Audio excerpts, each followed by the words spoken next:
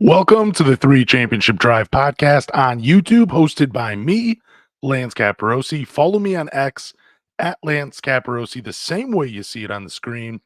And check out the Three Championship Drive podcast on Spotify, Apple, Google, or wherever you listen to podcasts. Don't forget to hit the subscribe button over there. And do me a favor, tell a Pistons fan.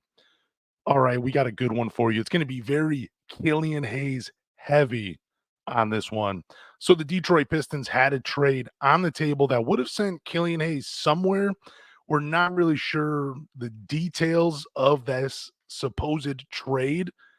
I mean, we have a few theories, a few guesses. We'll get into that a little bit later on the podcast. But Monty Williams stepped in. So he stepped in because he had been intrigued by Killian Hayes from afar and thought there was a chance to salvage his career. And I get it, dude. Killian Hayes is 6'5". They list him at 195, but he is a solid 195. So I get it. You see the intangibles, you see the height, you see the weight, and you think, okay, this is a bigger guard. He keeps the turnovers down. He's a good playmaker. We just need to figure out his shot, and we need to get something going offensively. Any coach would could see him and think, yeah, you know what? There's still a lot of potential. I don't blame Monty Williams before he came to Detroit and being intrigued by Killian Hayes. I do blame him for stepping in and thinking, okay, Killian Hayes, I need to step in and I need to save this guy from being traded somewhere else because maybe the other team, they crack the code and they figure this guy out. But please let me get a chance. For a while now, I thought Killian Hayes' time in Detroit was over. When you look back this offseason and you see the Pistons, they drafted Marcus Sasser, they traded for Monte Morris. The year before, they traded for Jaden Ivey. It seemed like you're bringing in all these guards because you missed out with that seventh pick a couple of seasons ago. You took a chance during that COVID offseason where you really didn't get a chance to evaluate players the way you normally would have, but you took a chance on the kid. It didn't work out. So in the offseason, you're bringing in a few more guards, basically to bury him on the bench. That's what I thought.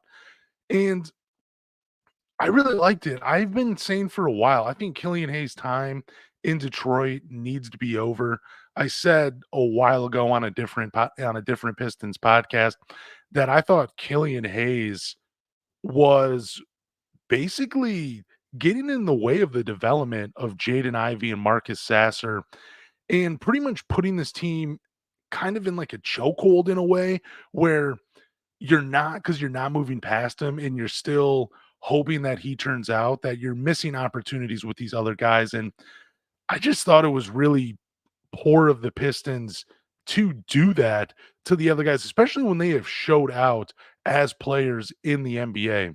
You cannot say Killian Hayes didn't get an opportunity with the Detroit Pistons because it seems like he seems very lucky, if you ask me, because there's been a lot of injuries to his position pretty much the entire time he's been in Detroit.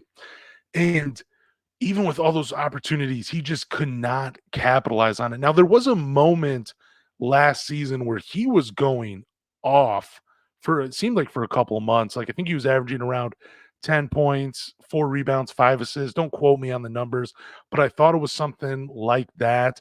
And then he showed out against the Oklahoma City Thunder, who were playing a ton of G League guys.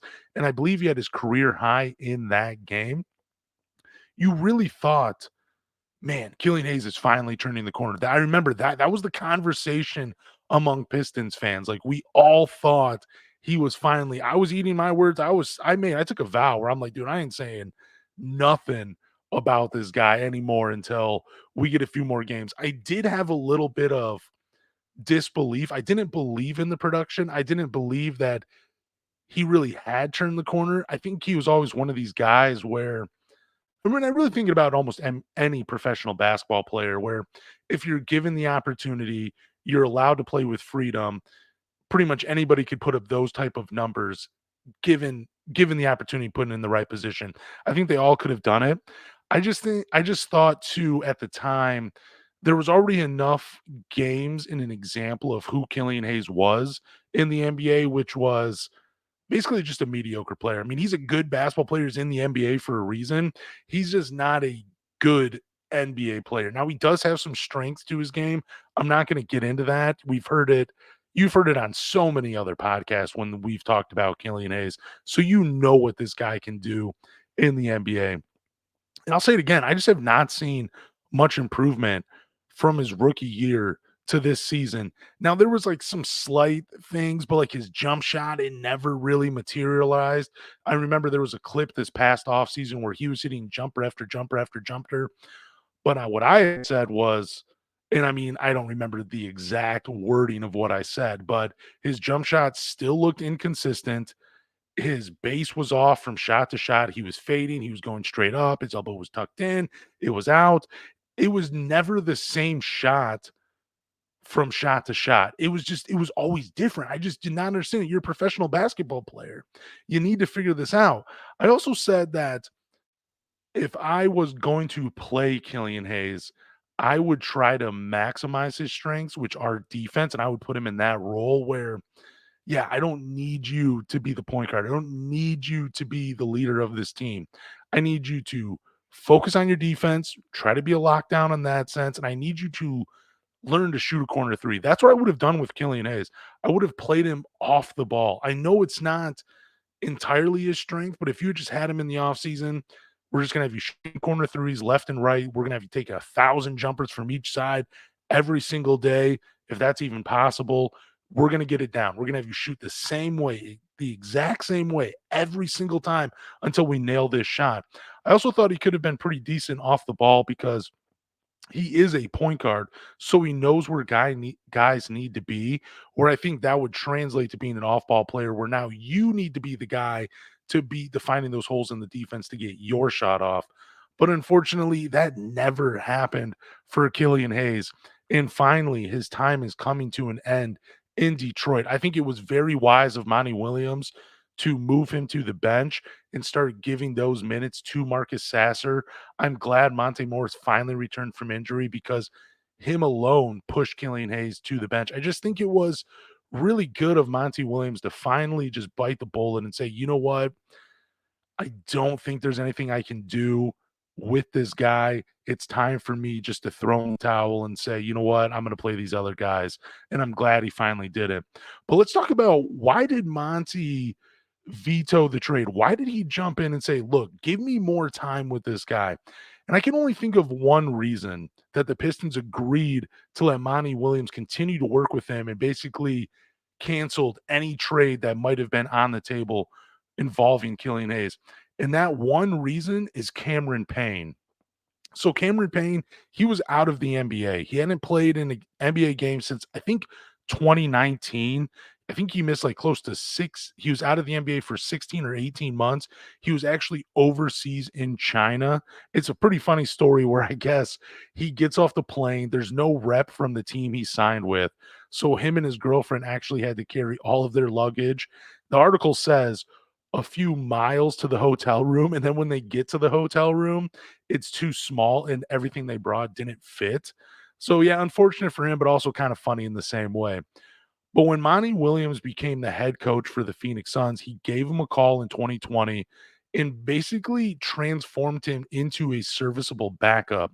So before the Phoenix Suns, I believe they were on an 8-game win streak heading into the bubble. And then Cameron Payne, he shot around 47%, I think 42% from three. Like he just came alive. And then under a full season with Monty Williams, let me bring this up.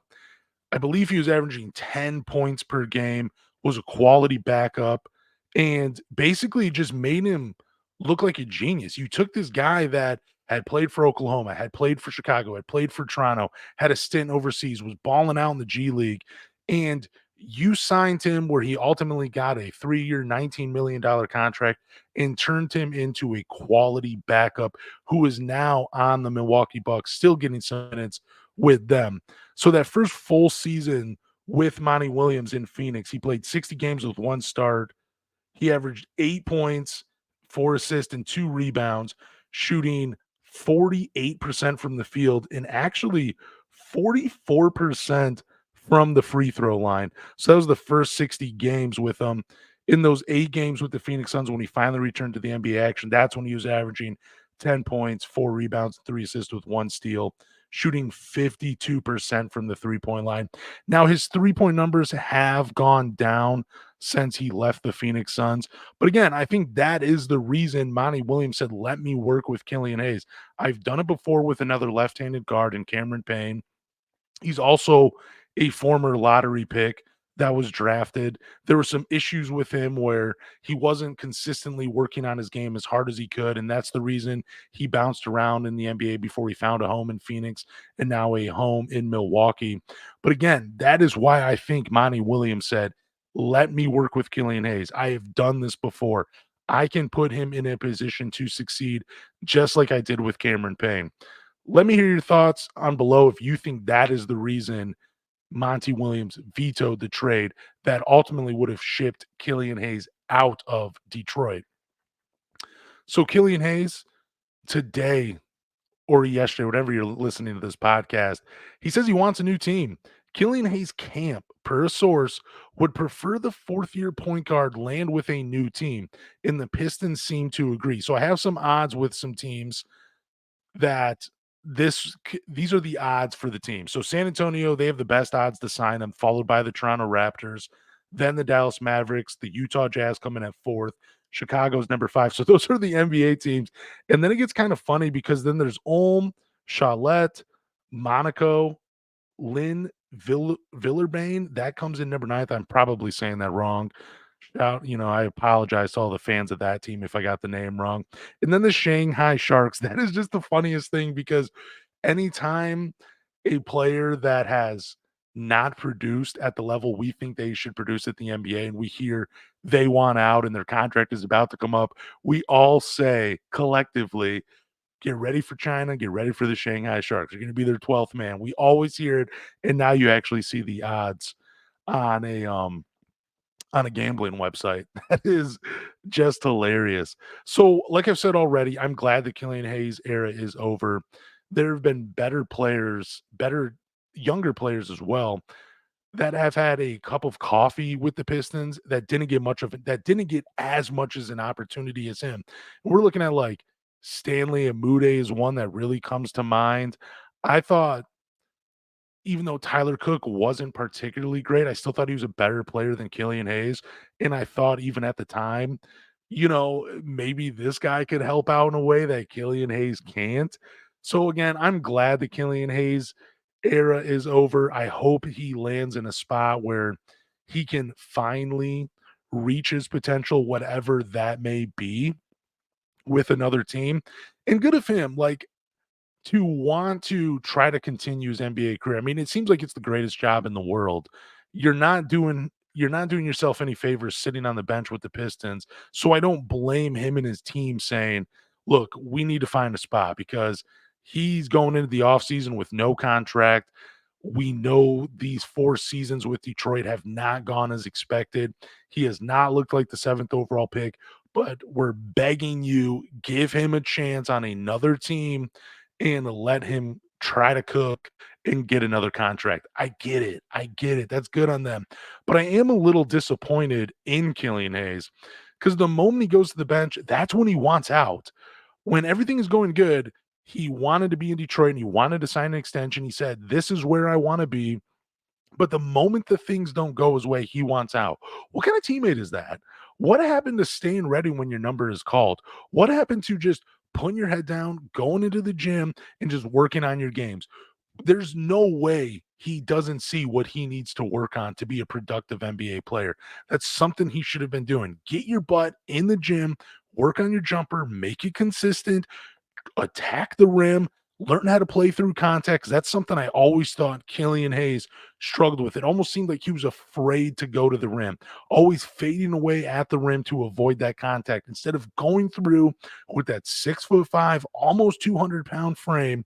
Man, you got to figure it out. And if you're sitting on the bench, you're no longer getting minutes on the worst team in the NBA.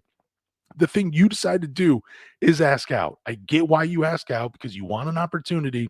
But if it was anybody else, maybe I shouldn't say anybody else, but if it was another player that saw his future pretty much just going by the wayside and looking like this is my last opportunity, let me get in the gym, let me figure it out, and let me try to be a productive player. So when something happens where they need me to step up, I will be ready. That's what I would rather see out of Killian Hayes. If he had done that, I'd have no problem if the Pistons said we're going to bring him back. I would have no problem if that's what we were hearing coming out of the Detroit Pistons. Unfortunately, we don't hear those things.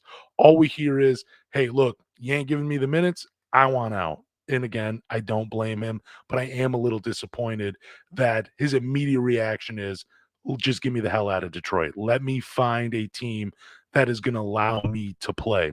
Go and earn your minutes, Killian Hayes. That's what you need to do. So I do have 3 teams I would like to see Killian Hayes traded to. So now bear with me.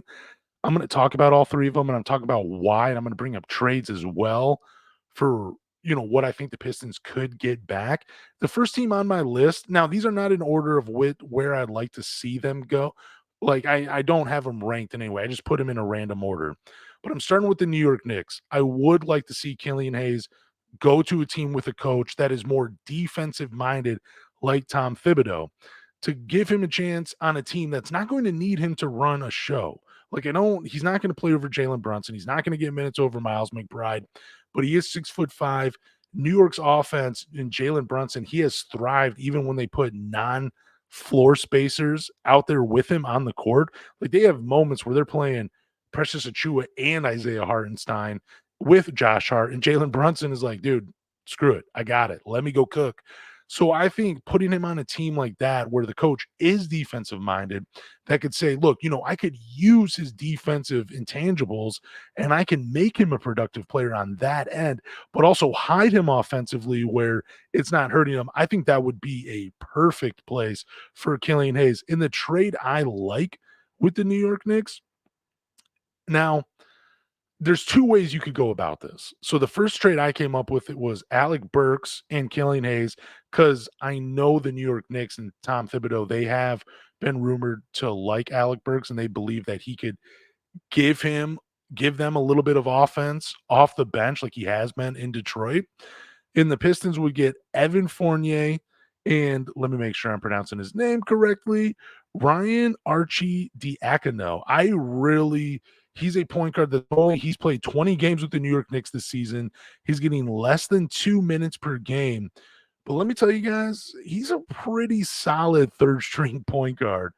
And listen to this. This guy has played 257 NBA games, and he only has 135 turnovers in his career. He has only had, what is this, 18 or 19 turnovers since the 2020-21 season, his final season in Chicago. It's just unreal what he's done with the ball in his hands. He has a career average of 0.5 turnovers per game. So we're seeing all these rumors with Monte Morris where he could be potentially out in Detroit after only playing like less than 10 games. So if you're going to trade Monte Morris, why not bring in a point guard that is good with the ball, that does not turn over the ball, kind of like him? And I think Ryan RG Dinakino, I probably just said his name wrong again right there. I think he could cook a little bit with the Detroit Pistons. He would be getting a little bit more than 2 minutes per game. But if you are going to trade Monte Morris, bring in another guard that can protect the ball and keep it safe and just make the right play. And then with Evan Fournier, this guy, he's just 2 seasons ago with the New York Knicks, he played 80 games and had 80 starts and averaged 14 points per game. He's just been in the doghouse pretty much ever since last season. I think if you were the Pistons and you were to get Evan Fournier back for Alec Burks and Killian Hayes, he's a guy that could play that Alec Burks role where he could be offense off the bench, whether he's playing with Monte Morris or Sasser.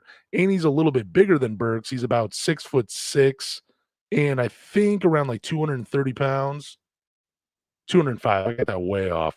But he is 6'6", 205 pounds. He can spread the floor. He is a career 38% three-point shooter and even shot 41% on 7 attempts per game in one season That was his Orlando and Boston days, that trade that was made. But I think Evan Fournier would be a good replacement for Alec Burks. Probably wouldn't bring the flamethrower out on some of these streaks that Alex Burks has, but man, dude, I would not mind Evan Fournier in Detroit. Plus his contract that will be coming up soon. And also when I did this trade, I know Pistons fans want that first round pick back with all those protections. But with this trade, I just did the 2024 second round pick, would either be coming from the Utah Jazz or the Cleveland Cavaliers.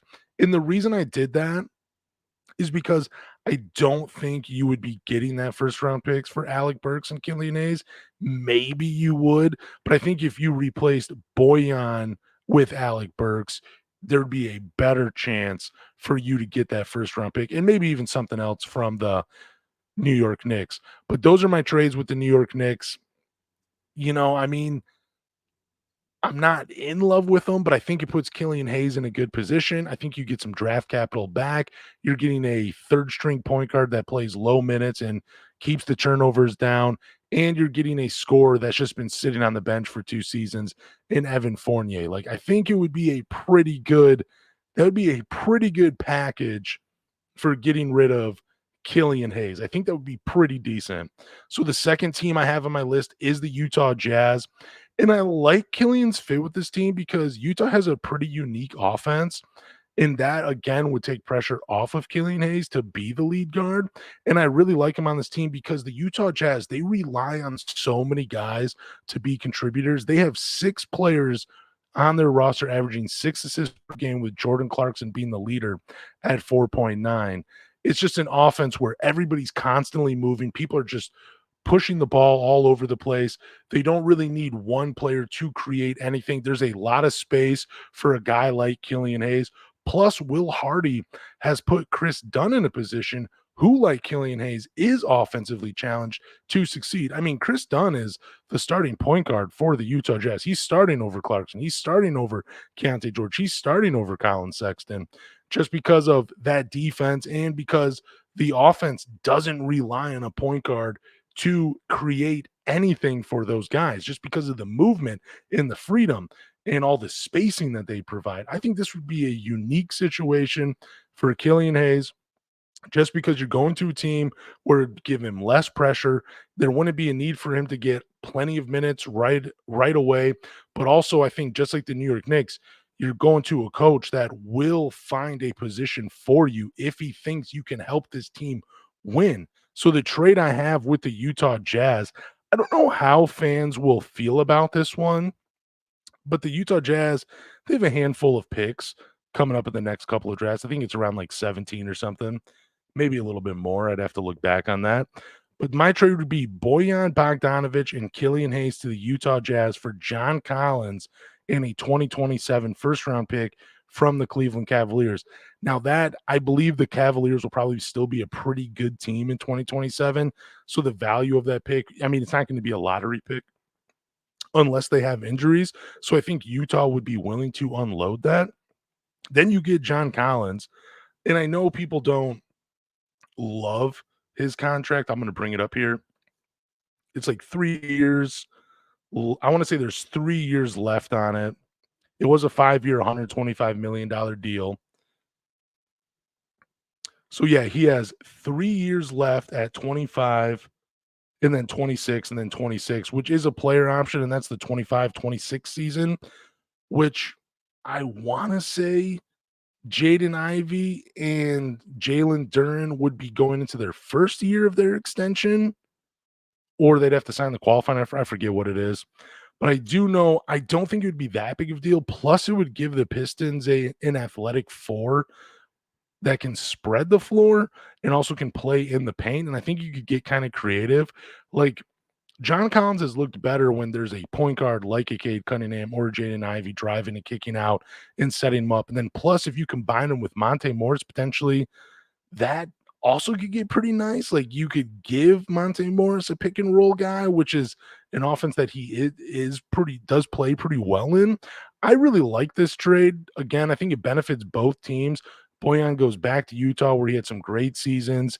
I know he's not the defender or anything, but you got Walker Kessler back there, you'd be fine. I think the Utah Jazz would do a trade like that.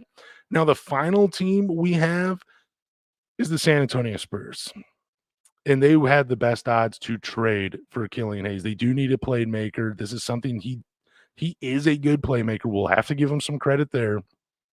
But this is a trade that has some Pistons fans feeling a little anxious because they believe if he goes to San Antonio, he'll finally reach his potential. And I'm all for Killian Hayes reaching his full potential, whatever that may be. And if the Spurs can make that happen, let it happen. Let him play with Victor Wembanyama. Just do it. Let him play with Kelton Johnson and Vassell. Like that would be kind of fun. And I feel like Killian Hayes, he gave us 4 years. Let him try to get to the ceiling. I, for one, am not worried about Killian Hayes going to the San Antonio Spurs. I don't think he's just suddenly going to transform into this all-star level player and start playing like the 7th overall pick. I just don't see it happening. I've never seen that happen with Killian Hayes, like, ever since I just finally made up my mind to be like, "You know what? I'm out. I'm done with this guy. Like, no matter what he does, I'm never gonna believe."